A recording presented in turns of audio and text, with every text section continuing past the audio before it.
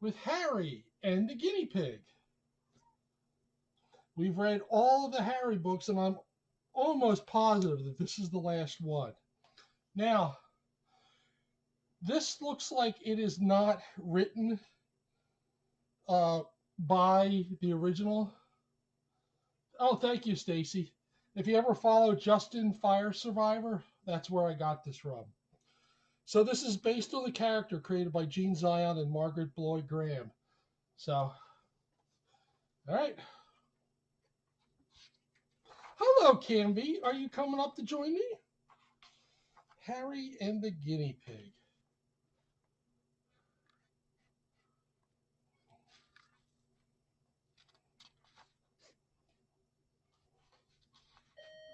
All right, let me give you a little space here, Canby.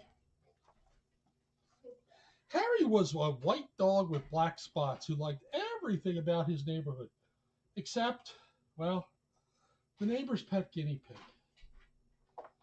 One day, the guinea pig came over to play, but did not go home. Harry was not pleased.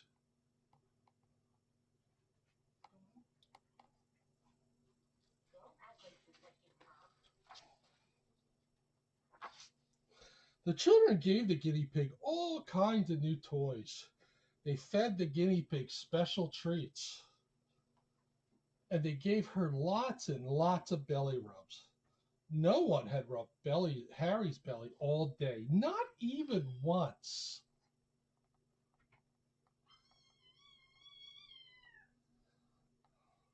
See that? I know. Nobody rubbed Harry's belly. Can you believe that? It's horrible. Do you hear the complaints because Harry's belly was not rubbed? You're just a yeller, aren't you? Harry didn't like the guinea pig getting all the attention. Suddenly, Harry had an idea. He needed to be more like the guinea pig. First, he tried to look like a guinea pig. He squished his ears down and hid his tail. He twitched his nose, but nobody noticed him.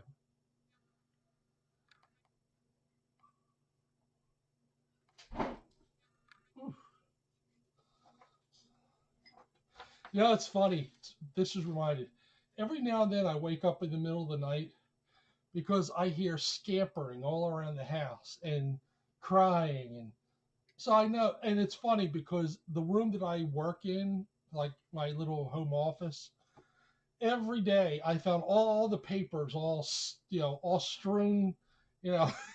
I was looking for a paper I had where I had some documentation this morning. I couldn't find it, but it just kind of reminded me because every morning I just hear like it's three of them. The three of them just go nuts. They just go, you know, the house is their kingdom. Now, not Gallant, because Gallant needs to be with me all the time. He is always with me, unless he falls asleep somewhere. He will either be on my lap or on my legs if I'm laying down every time. And it's kind of funny because if I have to turn over, Gallant gets up, and a minute later, he gets back on me. All right, back to our story. Then Harry tried to act like a guinea pig. He did tricks like the guinea pig. He sat up on his back legs and he balanced on a ball just like she did. But the children still didn't notice Harry.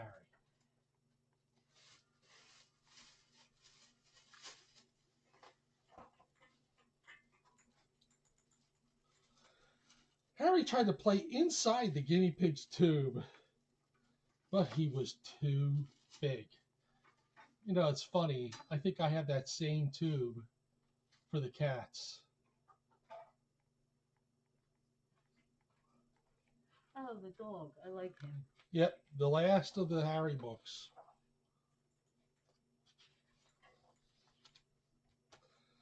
Harry watched the guinea pig run in circles around her pen. He could run around in circles too. So Harry ran and ran and ran until he got so dizzy he fell over. Then Harry tried making a little nest for himself out of paper, just like the guinea pig's nest.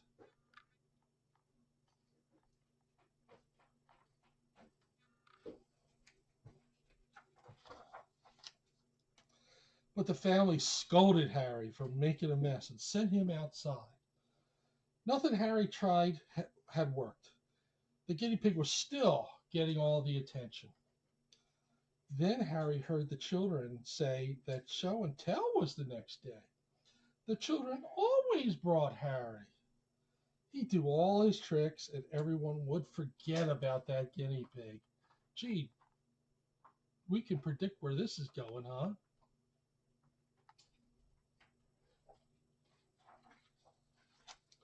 But on the way to school the next day, Harry discovered that someone else would be joining him. Oh no, the guinea pig was going to show and tell too. What if the children forgot all about him? Harry had an idea. Before it was time for show and tell, he would climb into the cage with the guinea pig. Then everyone would have to notice him.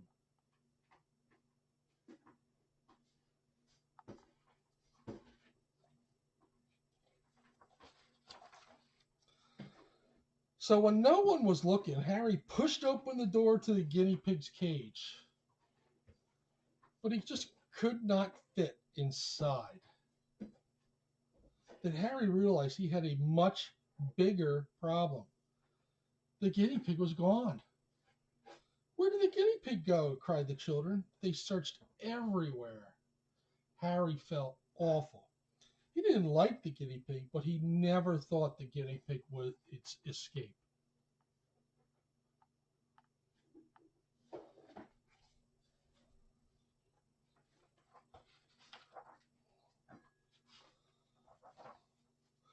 Harry knew what he had to do. He would use all of his special detective skills to find the guinea pig. He sniffed around the empty cage until he found the guinea pig's scent. Harry followed the scent to the art room. But all Harry could smell was paint.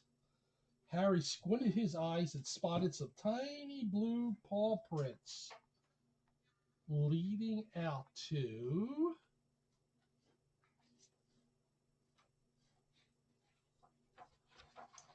the playground. But the rain had washed away the guinea pig's paw prints. Even that didn't make Harry give up. Harry perked his ears and listened very carefully. He thought he heard tiny squeaks, so he followed those sounds to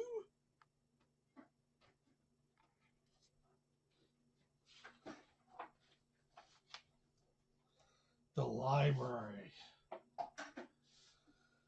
But when Harry pushed some books off the shelf to see if the guinea pig was hiding, there was a crash.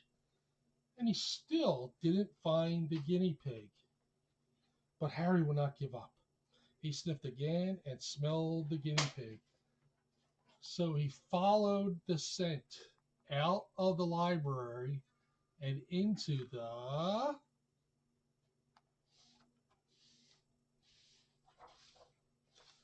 cafeteria. But the cafeteria was full of way too many smells. And all Harry could smell was lunch. Then, from across the cafeteria, Harry heard a big, loud crunch. I want to show you this little thing. Do you see Harry? Harry's giving a little side eye. Hey. Crunch, crunch, crunch. There was the guinea pig.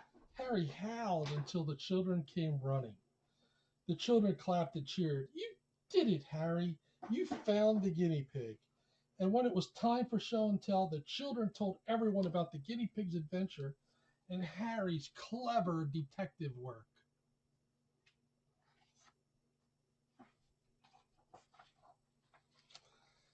That night, the neighbor came over to pick up the guinea pig. The children were a little sad to say goodbye, but they knew she would be back to visit another day. Harry decided that it would be fine if the guinea pig visited again, but for now, it was good to get back to his old tricks. And that is Harry and the guinea pig.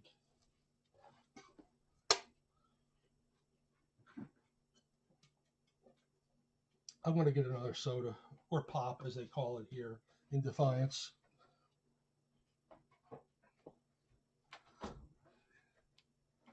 All right, let's see if we got to find some Diet Mountain Dew in here. There's some regular. I think there might be. Yay! There's some Diet Mountain Dew. I'm so happy. All the way in the back, and there looks like there's about 3 cans.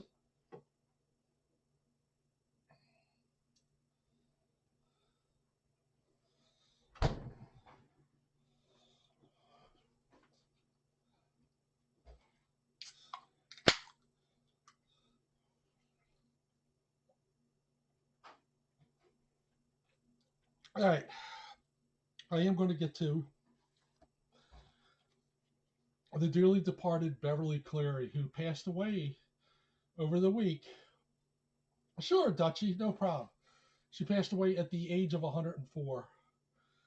She is a very well-known and well-respected children's author.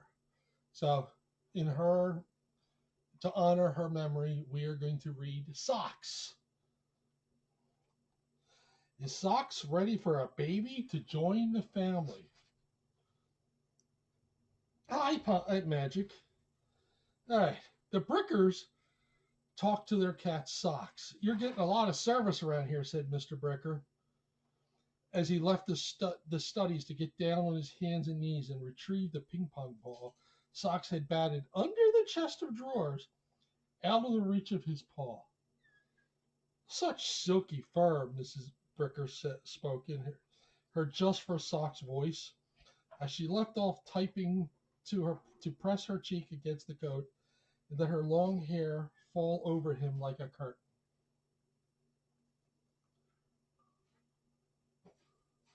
Yes, that is magic, Deemy. Magic. Socks' throat throbbed with purrs. He was especially happy when he could interrupt her work on the papers that she typed for students. Her typewriter was his rival for her attention, and Socks did not like rivals. Chapter 1, The Kitten Sale. That was just the preface, or the preface, as we would say when we were young. Chapter 1 is The Kitten Sale. The tabby kitten hooked his white paws over the edge of the box marked, "Kittens, 25 cents, our best offer." The girl with the stringy hair and sunburned arms picked him up and set him down in the midst of his wiggling, crawling, mewing brothers and sisters. He wanted to get out. She wanted him to stay in. The puzzling struggle had gone on all morning in the space between the mailbox and the newspaper rack near the door of the supermarket. "Nice fresh kittens for sale," called out the girl, whose name was Debbie. She usually held the kitten in her arms, and he expected her to hold him now. "Stupid," said her brother George, embarrassed to be selling kittens with his younger sister on a summer morning. "Who ever heard of fresh kittens?" "Me," said Debbie, as she pushed the kitten down once more. Then she repeated at the top of her lungs, "Nice fresh kittens for sale."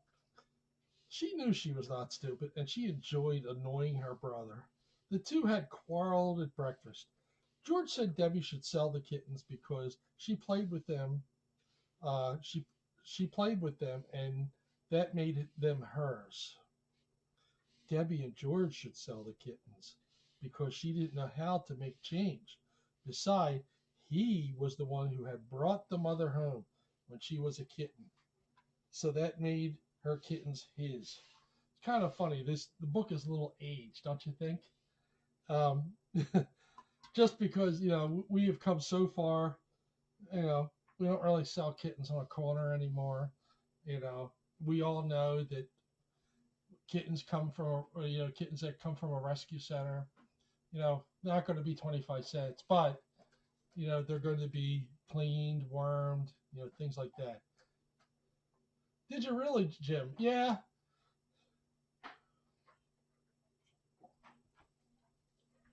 Our kittens are fresh, but in a different way. Yeah. All right. So, besides, he was the one who had brought the mother home when she was a kitten, and that made her kittens his. Their father said, "Stop bickering, you two. You can both sell them," and that was that. The white-pawed kitten, unaware of the hard feelings between brother and sister, tried again. He stepped on another kitten, and this time managed to lift his chin over the rim of the carton. His surprised blue eyes took in a parking lot full of shoppers pushing grocery carts among cars glittering in the summer heat. He was fascinated and frightened. "Now, Socks," said Debbie as she unhooked his claws from the cardboard, "be a good kitten." Socks' orange and white sister caught his tail and bit it. Socks rolled over on his back and swiped at her with one white paw. He no longer felt playful toward a littermate who bit his tail. Now that he was 7 weeks old, he wanted to escape from all the rolling, pouncing, and nipping that went on inside the box. Unfortunately, no shopper was willing to buy Socks his freedom. Several paused to smile at the sign, and then Socks found himself shoved to the bottom of the heap by Debbie. "What are you doing with? What are you going to do with all the money when you sell the kittens?" asked an elderly woman who was lonely for her grandchildren.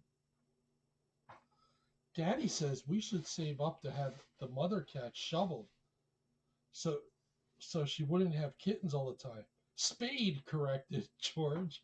"She means that we should have the mother spayed." "Oh my," said the woman, and hurried into the market. "Stupid," said George. "Anyway, Dad was joking, I think." This time Debbie looked as if she agreed with her brother that she might be stupid. "What are we going to do?" she asked as she plucked Socks from the edge of the carton once more. "Nobody wants them." "Mark them down, I guess. Dad said to give them away if we had to."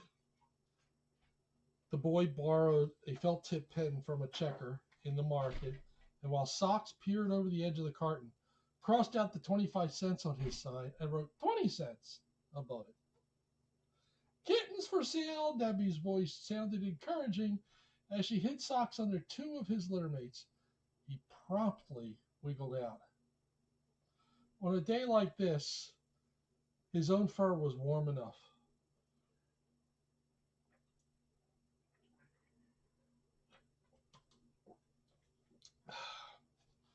"Why do you keep hiding, Socks?" George tried to look as if he had just happened to be standing there by the mailbox and had nothing to do with the kittens. "Because he's the best kitten, and I want to keep him," said Debbie. "Dad won't let you," her brother reminded her. "He said the house is going to smell like cats." Socks found himself plucked from the litter and cradled in the girl's arms. "Well, at least we can find a good home for him."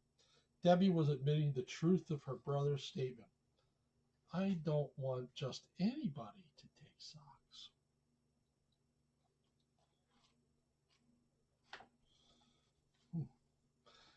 "You don't see a line of people forming to buy kittens, do you?" said George. To pass the time, he had read the headlines of the newspapers in the rack and the label on the mailbox and was starting in on the signs posted in the windows of the market. Socks tried to climb Debbie's t-shirt, but she held him back while she watched the faces of shoppers for signs of interest. Once a man approached, but he only wanted to drop a letter in the mailbox. A woman paused long enough to look at each kitten and then say, "No, I can't bear to think of anything as warm as Fuzzy as a kitten on such a hot day." Children entering the market with their parents begged to be allowed to buy a kitten. "Just one, please, please," with their very own money. But no one actually bought a kitten. "I guess it's just isn't kitten weather," said Debbie. Socks struggled to free himself from the heat of the girl's sweaty arms. "Be good, Socks," said Debbie. "We're trying to find you a nice home." Fat chance. George had finished reading the signs in the window and was even more bored. Special prices on ground beef and soap and the announcement of cake sales did not interest him. A woman with her hair on rollers, wearing a muumuu and rubber thong sandals, herded 3 children and a tired-looking mongrel across the parking lot. The tallest, a girl barely old enough to read, shrieked, "Mommy, look! A kitten sale! I want one, I want one, I want one!" shouted her younger brother and sister.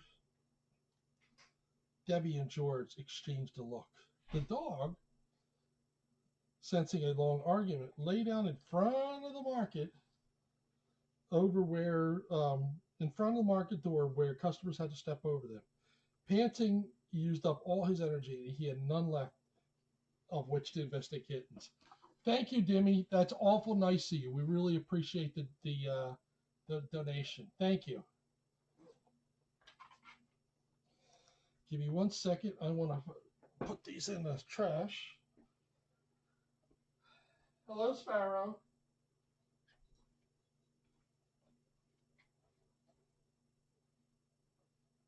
Are you guys asleep? You guys asleep? Oh, I see a little meow. What's a little meow?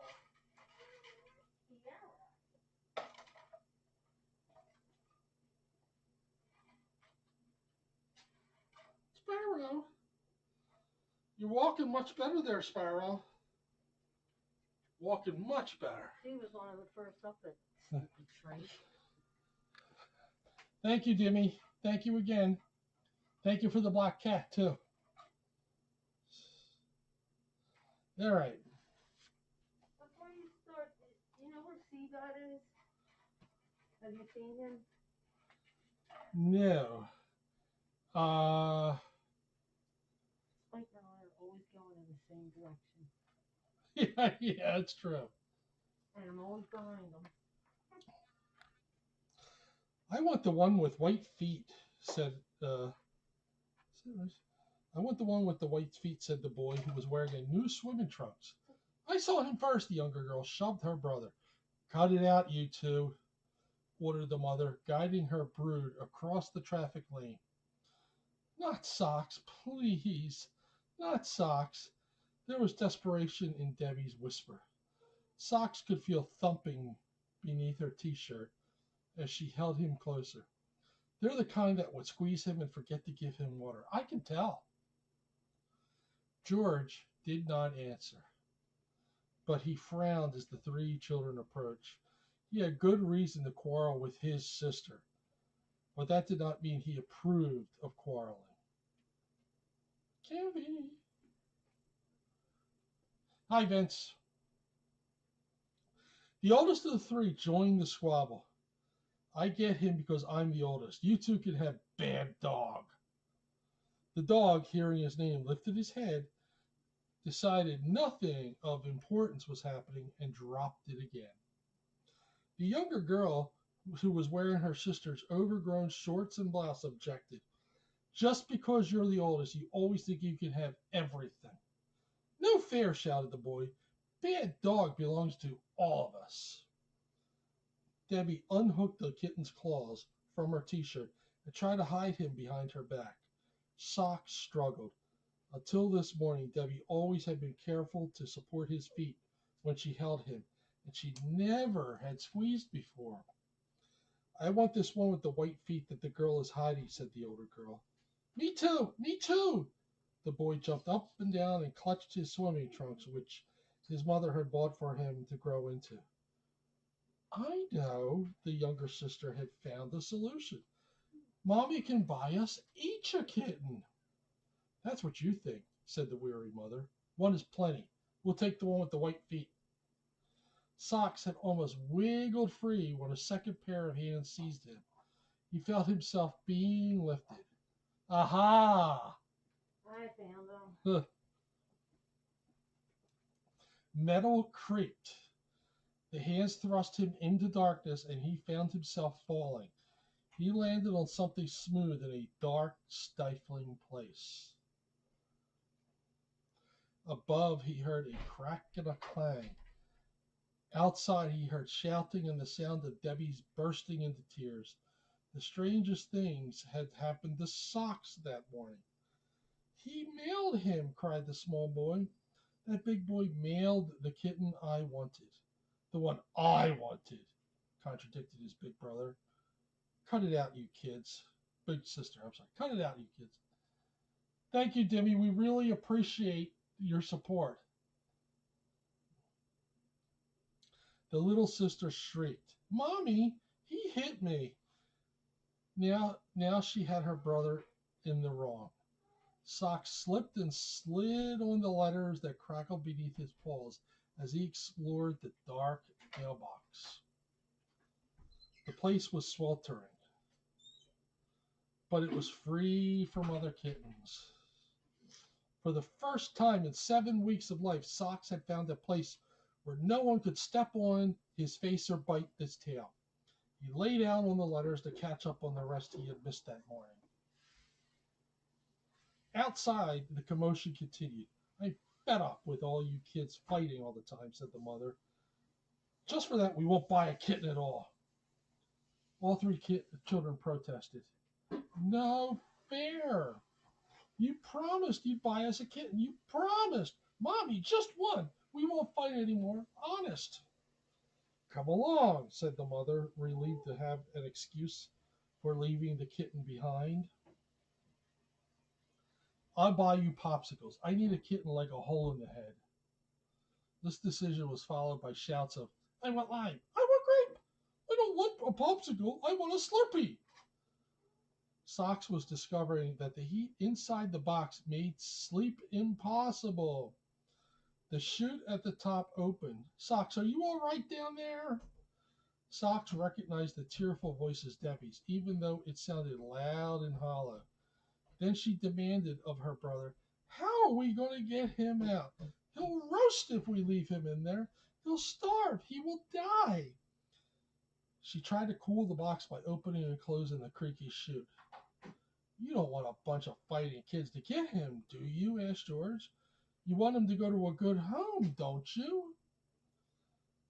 How can we sell him when he's in the mailbox? Said Debbie. Nobody can see him. Look, said George. It says on the box that the mail will be picked up at 11:23 a.m. The clock in the market says 11:15. All we have to do is wait for the mailman to unlock the box and we'll get Socks back.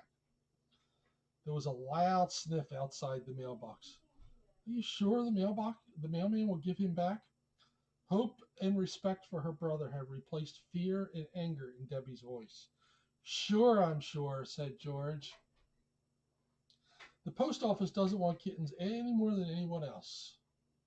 I hope nobody wants to mail a package before 11:23.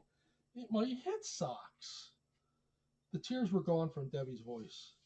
Nice fresh kittens for sale, she called out as she tried to fan air into the mailbox.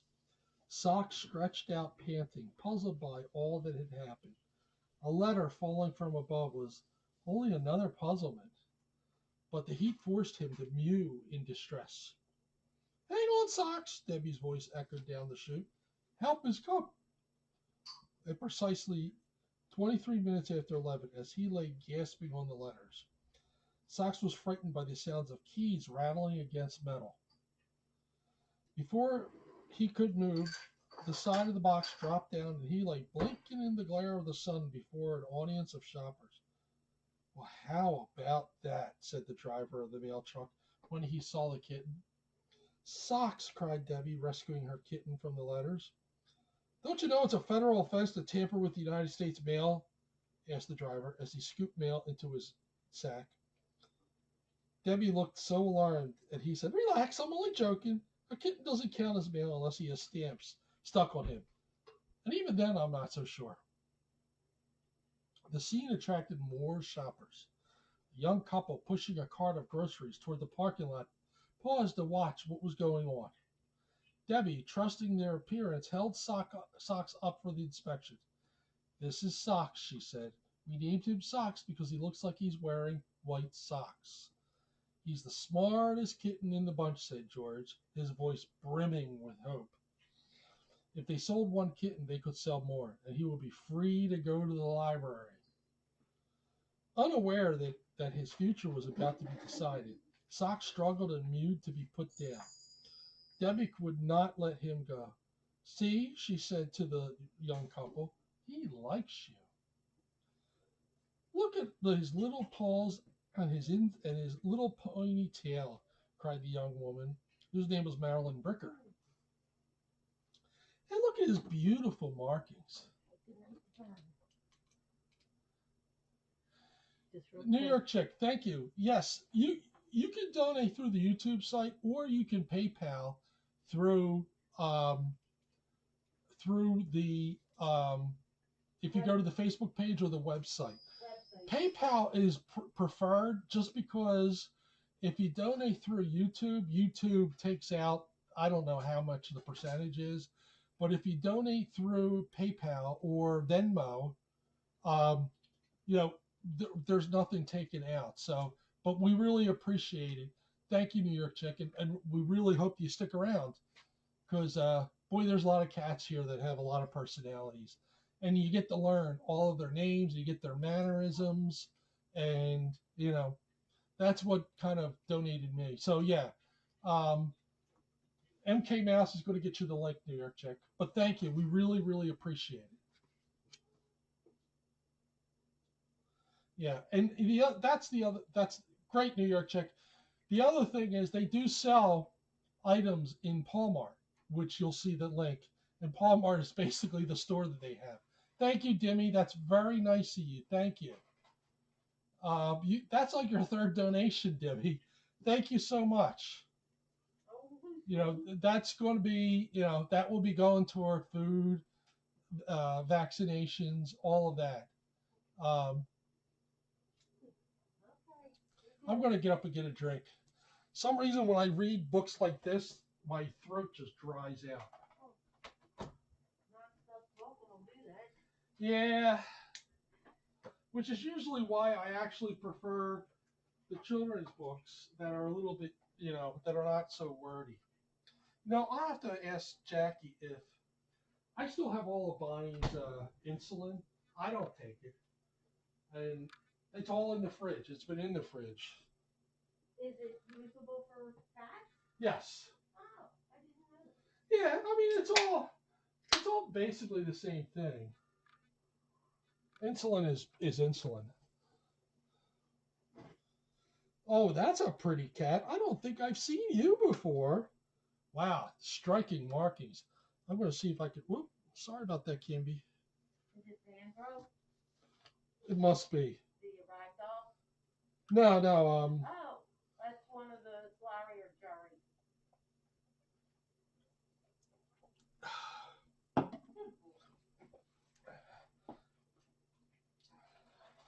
We interrupt this playtime for a very special event. Look at how pretty this kitty is. Look at that. Hi, Cheryl. Thanks, Ms. M. Doing all right. Lots of work.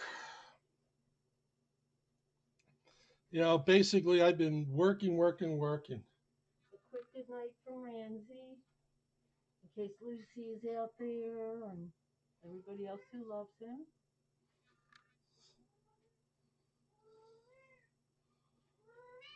I hear you, Kiara.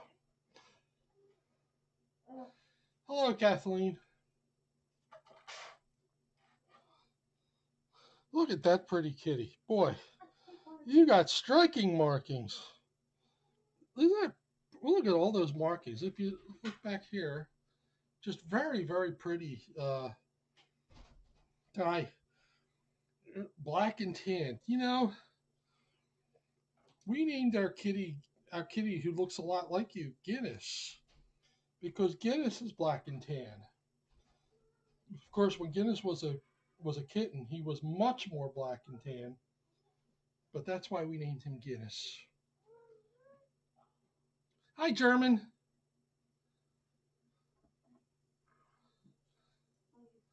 Yeah, beautiful cat, isn't it, Stacy? Beautiful cat. There's another kitten down here who has very similar markings. yeah, they're twins, I think. Yeah. Like Larry and Jerry. Yep.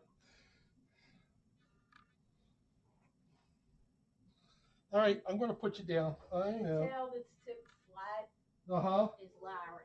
Okay. L for flat, L for Larry, Oh. sort of. If I put a blanket down, is that going to be easy for you to maneuver getting out? Yeah, I'll be fine. Okay. Yeah, Demi, be careful with the emojis because it could cause sometimes too many of them causes chat to get unstable. So, one or two emojis are fine. Yeah. Okay. Okay. You know what, Danielle? I don't know.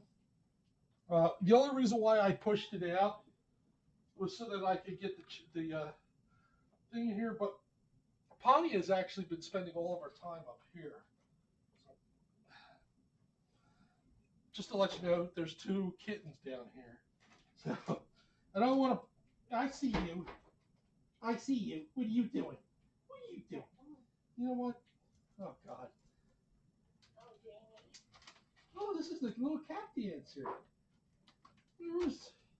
When I first started watching the cam, there was a kitten here named Galway, and he was a dilute orange boy.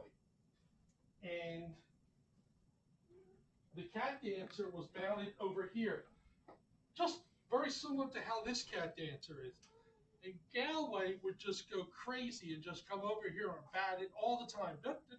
He does have to move. Galway was the very first cat that I kind of learned all of his mannerisms and really liked. So this was back in 2012 when I first started watching the cam. So we're talking maybe September of 2012. So I started watching the cam the week before the very first cat stock. And then, of course, the second cat stock, I actually came here to participate. Hi, Magic. Sorry, Jamie. Look at these news bags. In the way. Right? Gee, what are you doing? Let me interrupt you. This is basically the same thing that happens at home when I change the sheets. Oh, yeah. That's always a blast. Yeah. Okay. Pontia. Hi, Pontia. Couple for you. Yeah, go over here. How many kittens are there? 5? 6. 6. Okay. So I was gonna say they're just coming out of the woodwork.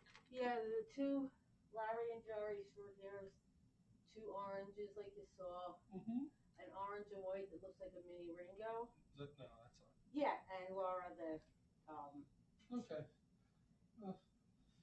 I guess she's a calico. Yeah. Yeah. There's drool all over this purple mama. Oh. That's awful cute. You were snuggled with it. Oh, hi there, Kiara. Hi there, Kiara. Hi there. Is Hangry going to stay in? No, he's gonna come out whether he likes it or not. Yeah. All right, we're going to go up to the. Hi, hi, Coralie. Hi, Coralie. How you doing? I have to tell you, Coralie, it's almost April, and for you to be here is just such a miracle. Yeah, whatever. Yeah, you're not. Dimmy, Sarah, and Lania. Here's very cute. This one was basically kneading on the purple mama and sucking on it. It's all wet with cat spit. That's... Hi, Craig. How are you? Craig says hello to Debbie. Hello there, Daisy, Sally, and Pippy Dad. Hi, Ms. M. My sister-in-law Barbara, I haven't heard much from her. I'm hoping to see her when I go out. We're going to have a memorial for Bonnie, Labor Day, Memorial Day weekend, and I'm thinking she's going to be there with her son. I do expect her son to be there. I'm still kind of finalizing plans. So I do expect to see her. Barbara from the cat rescue in Toledo. She seems to be okay. I mean, that's the thing. I mean, she got laid up twice with COVID. And I know that she's, been having some problems with her lungs. So, yes, Danielle, this is a beautiful orange baby. I woke her up just in time. She's not fighting. Uh-oh, look. I claim this land. Kiara. What, do you want to play with your brother? Do you want to play with your brother? You want to play with your brother? I have this desire to clean out your eyes. I know Gallant loves when I clean out his eyes. Hello, girls. Though, ever since Gallant has had that procedure in his ears, his eyes don't get nowhere near as crusty as they used to be. I can imagine. I mean, it's all pretty much connected. Yeah. I love it. Oh, no. But Gallant, his hearing is not good. No. But doesn't really make any difference. Walter does just fine. Yeah. He was wild today. I fed outside and I forgot. Bye, Dutchie. How insistent he can be. Yeah. I don't know if you've ever fed them. He doesn't want to eat. He just wants to see what you're doing. Yeah. So he's like butting into your head and your hand. Well, and every time he comes up on the counter, he has this routine. There's tubes on the wall. He goes down to the end of the room, up on a table, into a yellow tube, up across the red tube, down through another yellow tube. Then he jumps to the counter. Really? And he did it like 4 times tonight, exactly the same way. And you're talking to him the whole time, which is hilarious. Yeah. Because he doesn't hear you. Is Packer on? Have you noticed Packer? She was on today. I saw her. I mean, like now? Because she likes Marilyn. I'm going to listen. Packer, are you on? The only way I'm going to pick her up and stand up is if something. Yeah. My back is killing me. Yes, Marilyn is such a hugger. Hi there, girlie. You got the cutest little face. You got a cute face. Okay, now the 2 of you. So far, I haven't seen. I'll give it a minute. Just take yeah. a minute. I'm supposed to get back to reading here. Oh.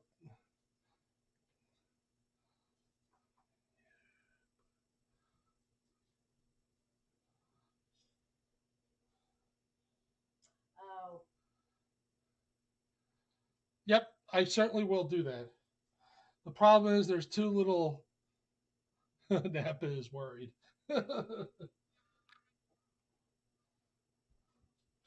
All right, let's put you down. You know which one she needs, right? This one. Yeah. Ainsley's right behind you. Yep. There we go. Yeah. I think that's good. Is she still up there? You're welcome. Oh, no, wait, No, I think she's I saw right her there. go down. Yeah, that's right. Hensley! Hensley! Ugh. Run away. He's the cutest little hyena. Yeah. All right, let's get back Okay, Missy. to reading.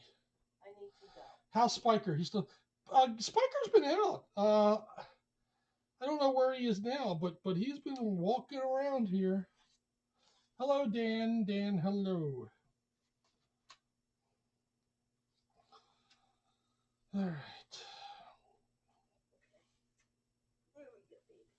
The scene attracted more shoppers. A young couple pushing a cart of groceries toward the parking lot paused to watch what was going on. Thank you, Dimmy. Burn is away. No, Stacy, we're putting C dot away at night. Because C dot sometimes goes after, gets into little tusses. Thank you, Ms. M. Yeah, C dot has been getting into tusses with Nyota. So, we've been putting C dot away until he grows out of this phase.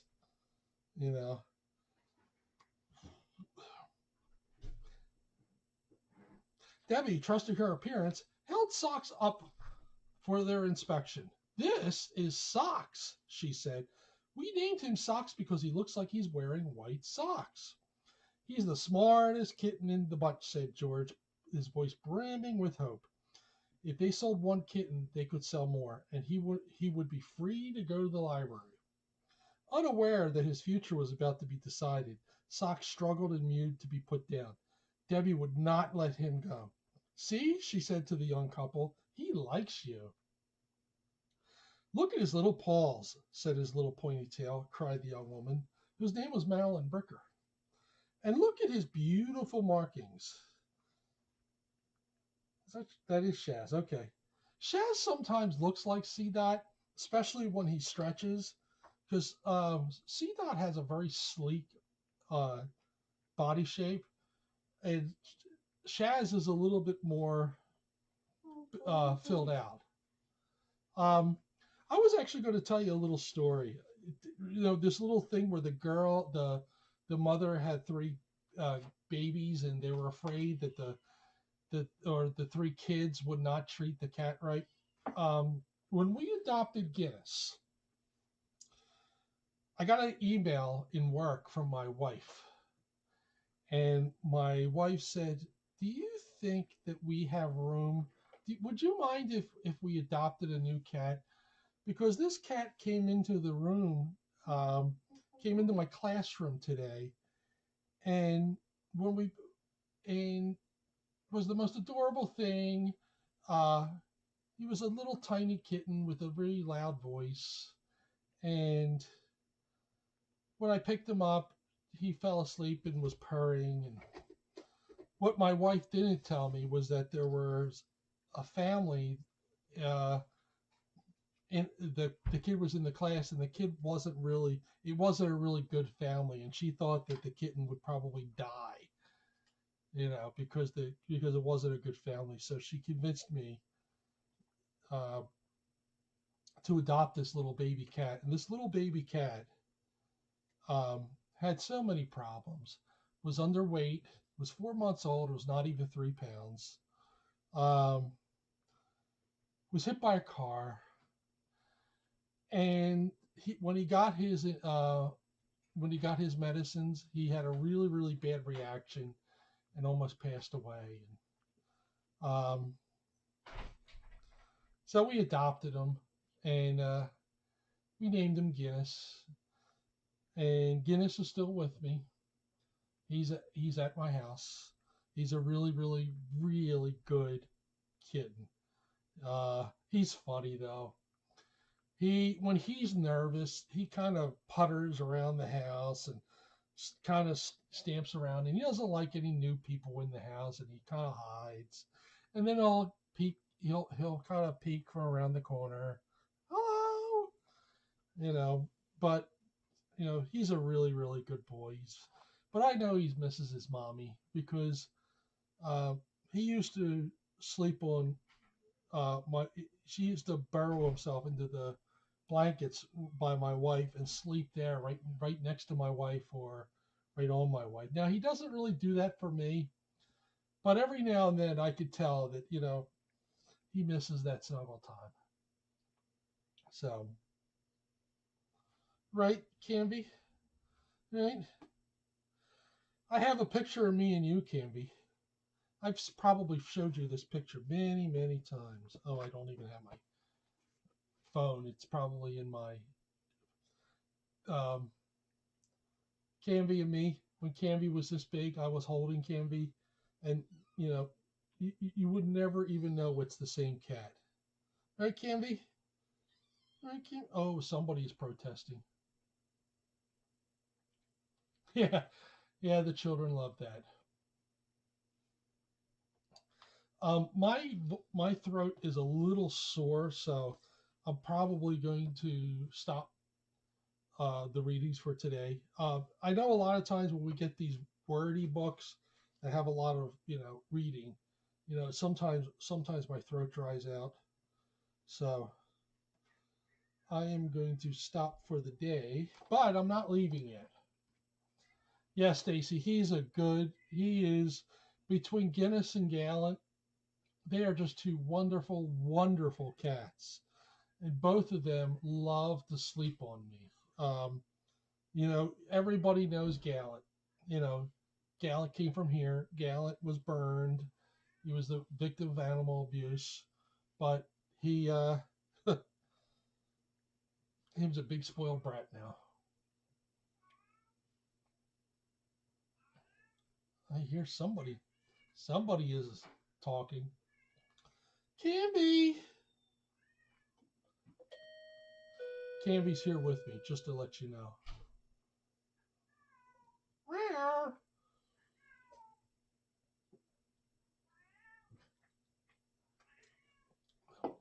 A crazy calico and a tabby that thinks she's a dog. Well, we also have a 15. Well, I guess I should say. I gotta stop saying we. I have a 15-year-old tabby who, back in her younger days, would fetch. She would love to fetch milk rings. I have this picture of her with a milk ring in her mouth. She doesn't really do it much now. Yeah, she's older, and a couple of the younger kitties that we have kind of torture her. Do you hear this? I'm going to see who that is. Is that Maddie Bay?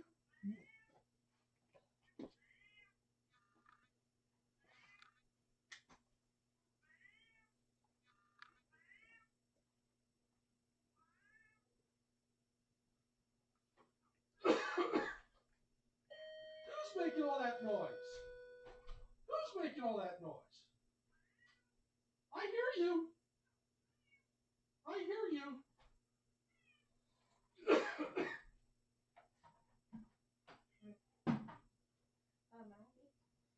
I thought it was in the kitty. There's a kitty back there. I don't know if that's the one making all the noise or not. Oh, it could be. What do you hold him hostage or something? Boy, these purple mamas have really been through the ringer. But they still work. They really take a liking and keep on taking. Yeah, I still have a couple at home for our guys, but they don't really use them too much. No, that's Maddie. Who's Looking that? for one of your babies? Okay, hold on.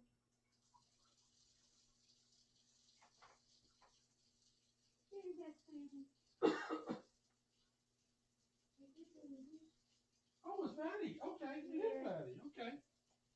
Somebody on chat said it was. She's very talkative. Yeah. She's a cool cat. Yeah, she is.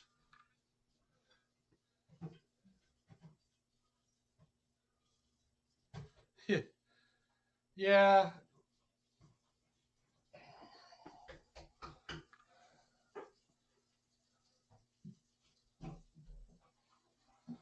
Yeah, Danielle, it's tough. Well, and the other thing is, I still say we, even though it's only me now.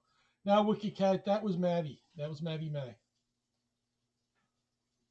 As P&W Lisa has said.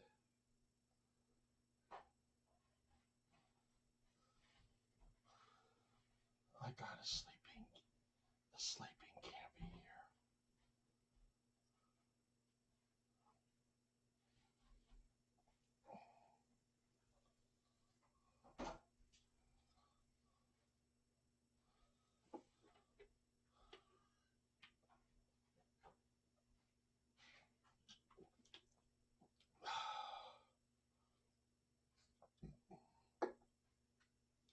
How you doing, Camby?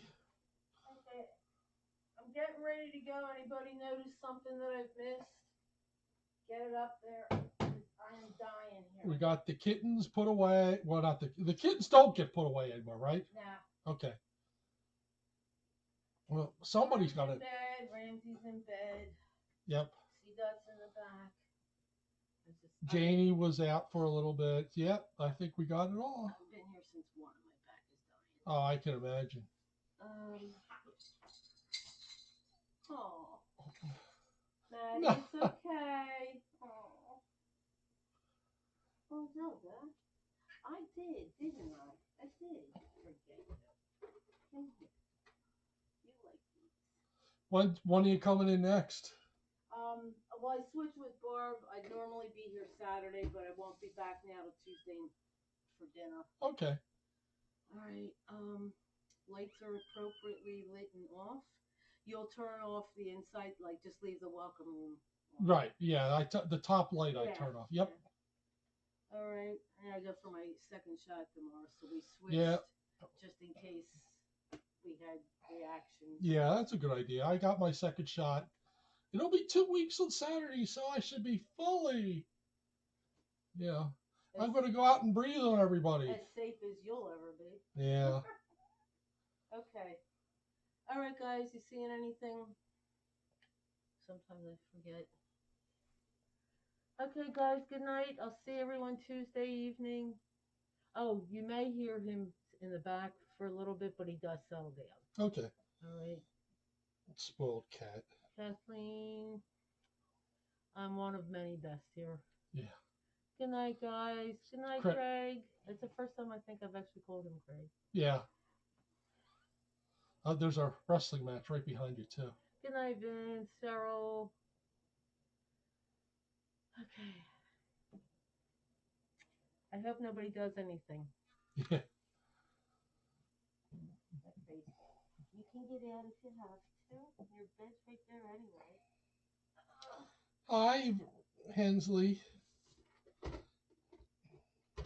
You know, Hensley, every time I see one of those cat clocks, I think of you because you got the same eyes. Yes. Hensley. So, also, I wanted to let you know, if anybody has a TikTok account, there are so many people with CH cats on TikTok. It's actually kind of breathtaking how many people have CH cats and who just absolutely spoil them to death. So I just like to goof around on TikTok. You know, I don't really make that many videos.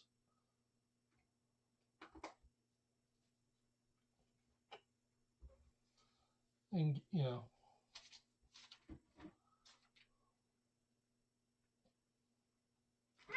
Ah! Did I do something? No. Oh. It's Hensley. Hensley wasn't happy that the little calico kitten kind of looked at him, jumped out and said, "Surprise!" Yeah, he's not a surprise party kind of cat. No. Really, Cheryl, that's awful. I'm trying to think.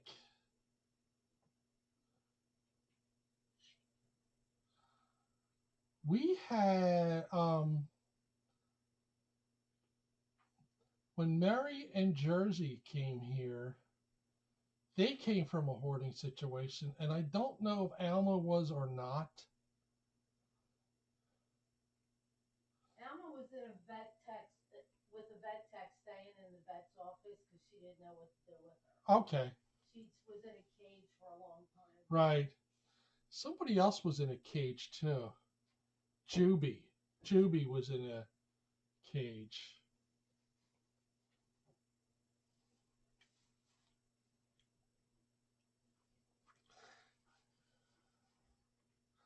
Wow. Charlotte, do you know the story of Derecho? That he was found in a wood pile by himself.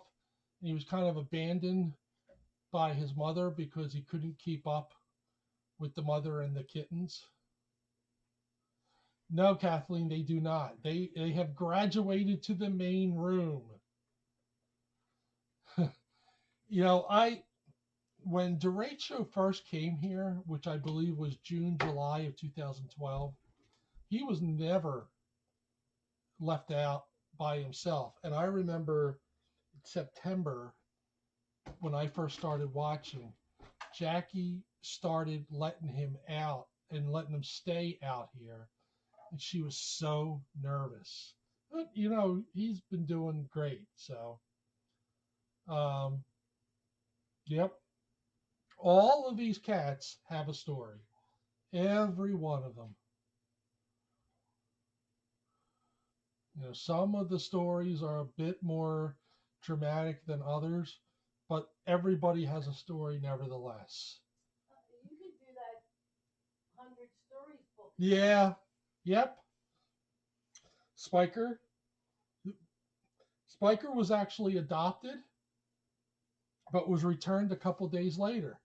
Spiker likes it here, you know, didn't really like being adopted and was returned.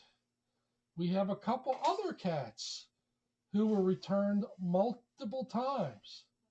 All right. We have Kiara, who's been returned 3 times. We have Marilyn, who was returned twice. Yeah, Spiker's awesome. Cheryl, I had a CH cat. We adopted a CH cat that unfortunately he passed away. He obviously had some other things besides CH, and it might have been something a little bit more, um, you know, Perlissa. Well, Perlissa was born here, I believe. You know, so yeah, Kiara and Marilyn, between the two, they were returned 5 times. um,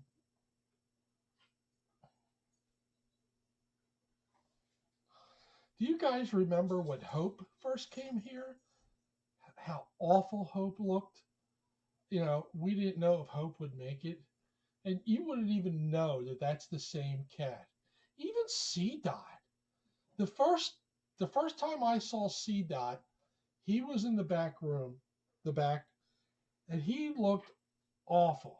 He looked he just looked so defeated. He looked as bad as Hope did. Yes.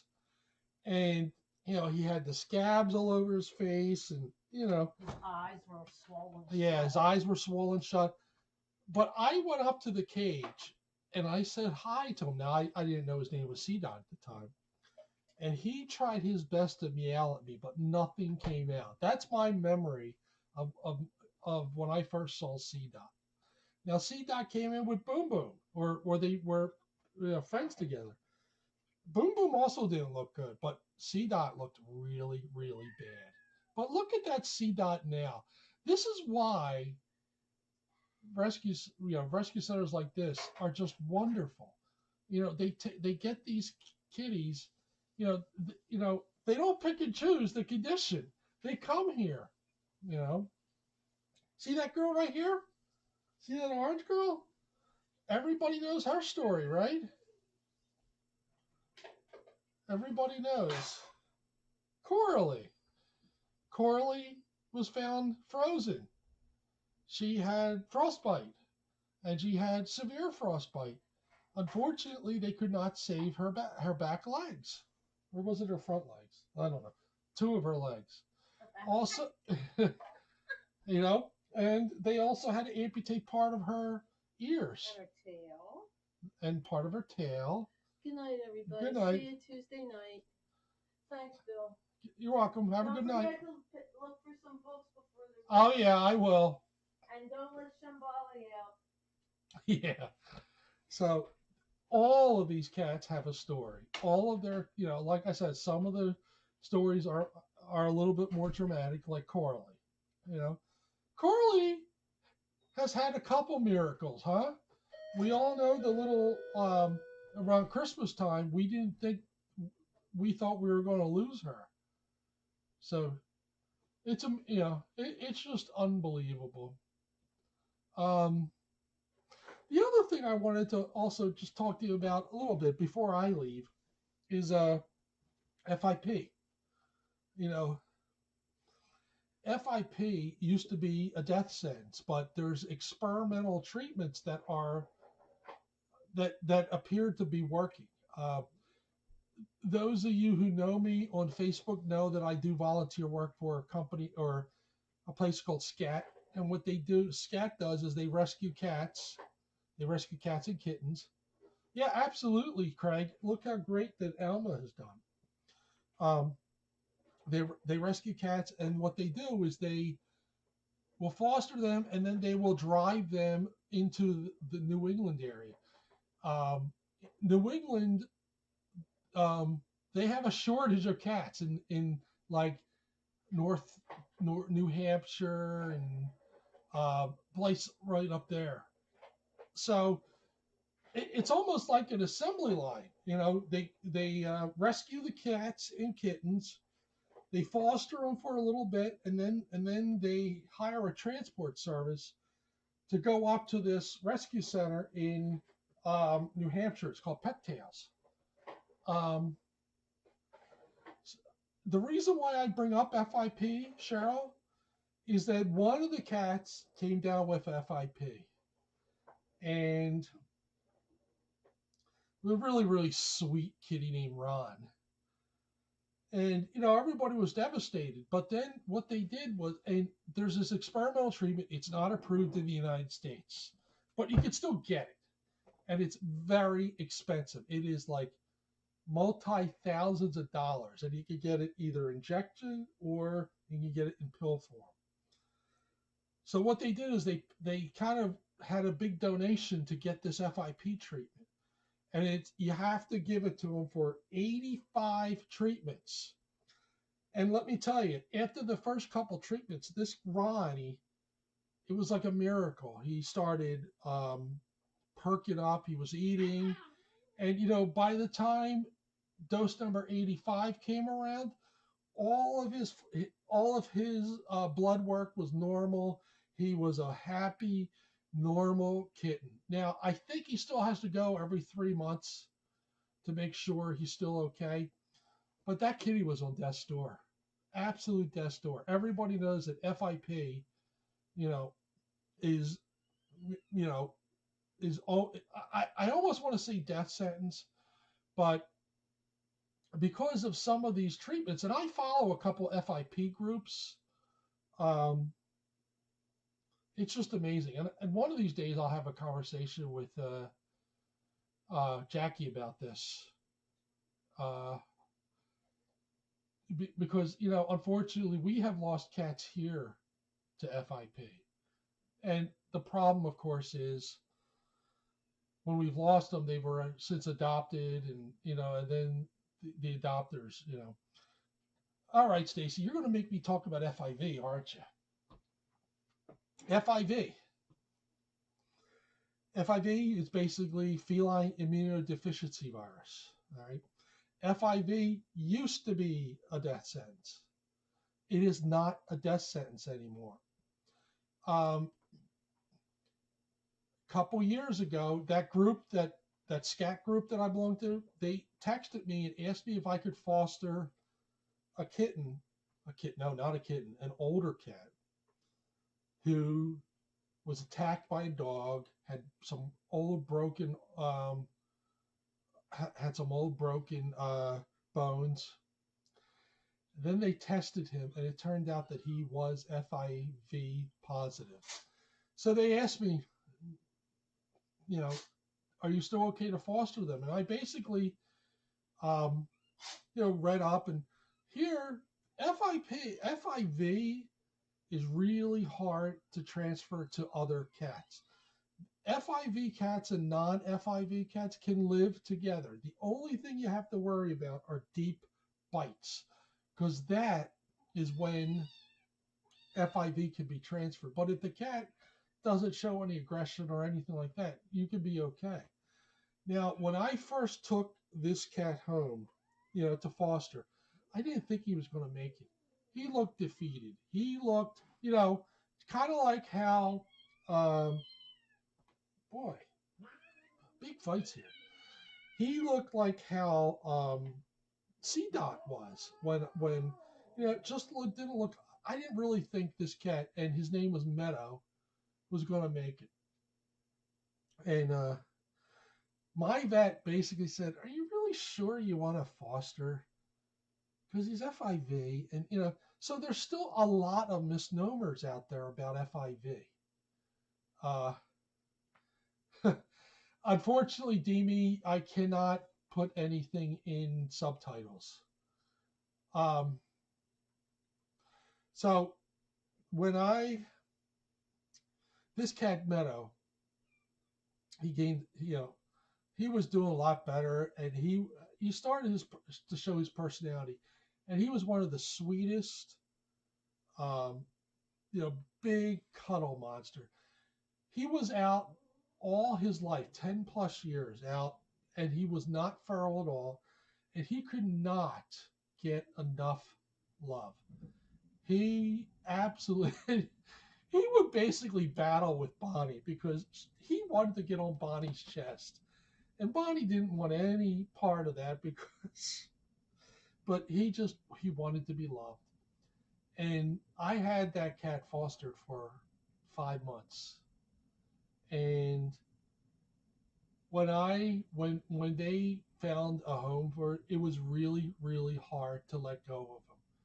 But I learned a lot from that little experience with Meadow and with the FIV. Meadow and Gallant were good buddies. The other thing with Meadow is he had, I like to call it airplane ears. They didn't go all the way up, so and actually we found a perfect home, or they found a perfect home for Meadow.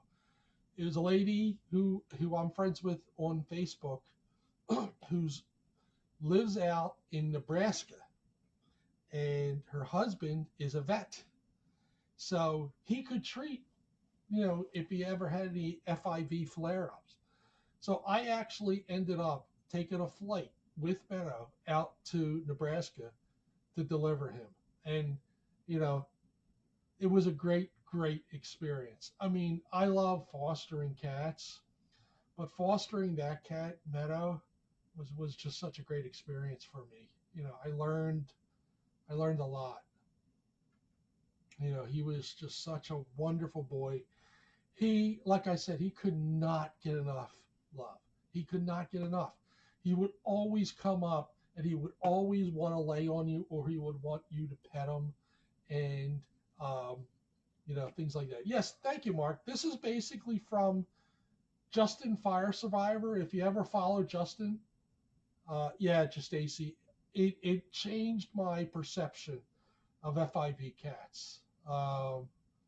Just wonderful. um, we've done a lot of fostering. Um, yeah, two two of my cats that we are foster fails.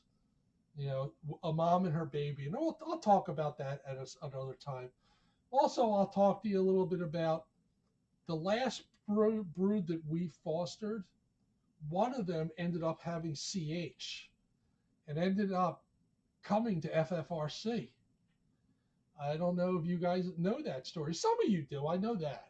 So I'll tell you a little bit about that story. But I ended up making a special trip to FFRC to take him here. So that was the last batch that we fostered because we had to get ready to move because we were moving here to Defiance from Virginia. So somebody's sneezing. All right. I have to get going. I have a lot of work to do at work. I have to do some analysis for some work. Let me tell you, when you work for an insurance company and you work like configuring the rates and the benefits and things like that, the last year with COVID has been just such a whirlwind, and they've just been coming up with, now the Johnson and Johnson is coming in. We're getting a lot of claims coming in with the Johnson and Johnson codes. It's very funny, especially when you work for a Medicaid. Some states, uh, the insurance companies don't pay for it. They got it. The state has to pay for it. It's just crazy.